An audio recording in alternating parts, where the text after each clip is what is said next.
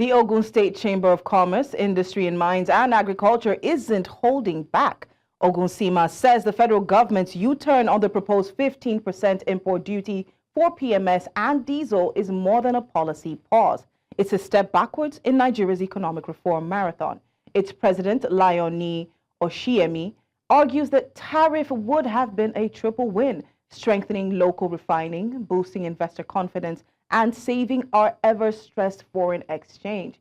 He warns that Nigeria's love affair with imported fuel leaves the economy at the mercy of global shocks, urging the government to rethink the suspension and throw real support behind the domestic refiners, including Dangote refinery.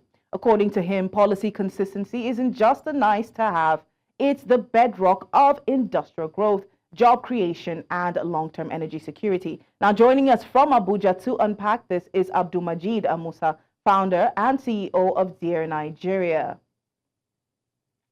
Hi, good morning. Hi, good morning. You're welcome to the show. All right, so as Nigeria continues to struggle with heavy dependence on imported refined petroleum products, the government initially proposed a 15% import duty to curb imports and encourage local production. What was the rationale behind the federal government's initial plan to implement this 15% import duty and PMS and diesel? Yeah, so we must remember that government's priority always would be to protect the citizens. It's always about national interest. It's always about what's good for the majority. And what government, always plays a role. What government does also is to regulate, to ensure that it curbs any excesses of the private sector and creates an enabling environment for private sector to thrive, for the economy as a whole to grow to everyone's benefit. So the rationale behind the tariff wasn't really about taxation. It was a protective mechanism for local refining capacity and to protect our scarce foreign currency reserve. Because if we don't think of things like this, we would lose such a huge investment that has been made. A risk was taken by a private sector player to actually make Nigeria regain its position as an African giant in energy production. And this is where we're on our way to. And government's wisdom, it's about protecting those local companies and ensuring that the scarce FX is actually applied in the most important places at the time. All right, so there's been a lot of pushback, and following that pushback from several industry stakeholders, the NMDPRA halted the tariff rollout despite earlier government approval. Now, why did the Nigerian Midstream and Downstream Petroleum Regulatory Authority suspend the implementation of this tariff? Yeah, interestingly, there's also wisdom in that because of the timing. A lot of analysts didn't even realize that government was going to take such a measure and at that extent, but it was welcomed, and some boardrooms already started to move in response to this direction. But NMDPRA, as the regulator, had basically cited that it could create a short-term squeeze because of the festive season that we're about to approach. So it could be reasonable to suspend this implementation in the meantime for them to monitor supply trends and then plan for a stronger implementation of this same tariff, because that is what most of us would appreciate, because it holds a lot of promise for us in the direction that we're going as a nation, for energy transition, for energy independence, and things like that.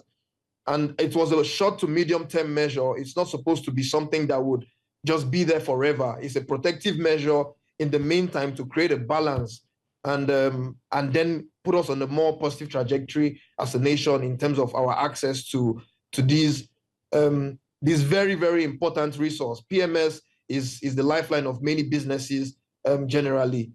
So it's something that needed to be implemented in a measured approach.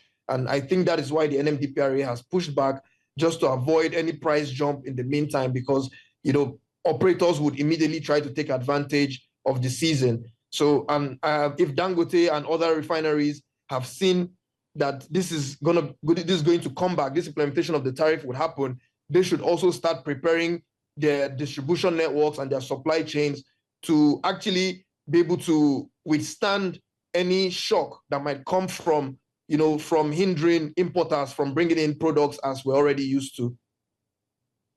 All right, so Nigeria has had a long-term ambition, and it has been to strengthen domestic refining capacity and reduce reliance on foreign fuel imports. How significant was the proposed tariff in promoting the country's goal of energy independence? Very, very, very significant, and that's why a lot of private sector players welcome this as a strong signal in the right direction.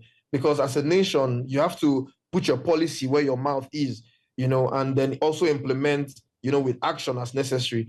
So if you're saying you want to be energy dependent and you have local capacity to take you there, you have to do all you can to see that local capacity meets its promise, and that is what this was necessary to achieve.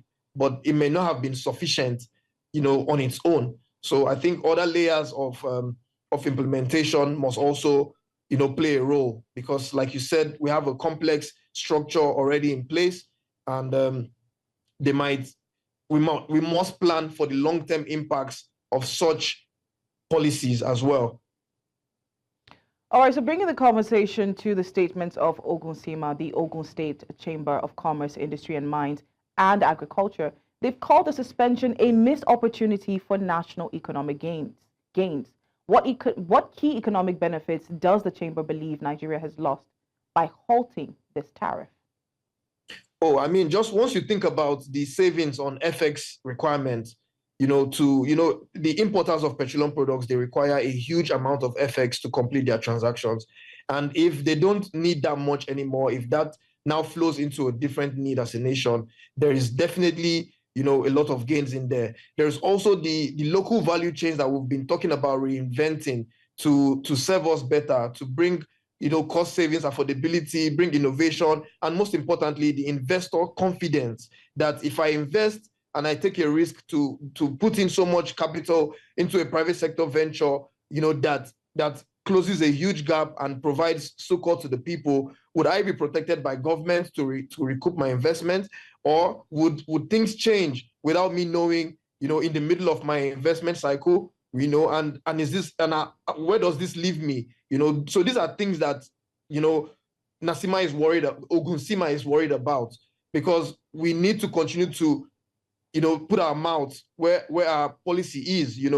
If you're saying that this is what you want as a nation, you must be seen going in that direction. So you want new jobs, you want them to come from local indigenous companies, then you must give them an enabling environment to do their business properly so that they can actually close that gap that you have in the nation, and that is what they're really pointing out, that this was a welcome development to build investor confidence, create more jobs in the sector, because this means that more local value chains will be developed to support the local capacity to meet our refining requirement and as well as our consumption requirement in the nation.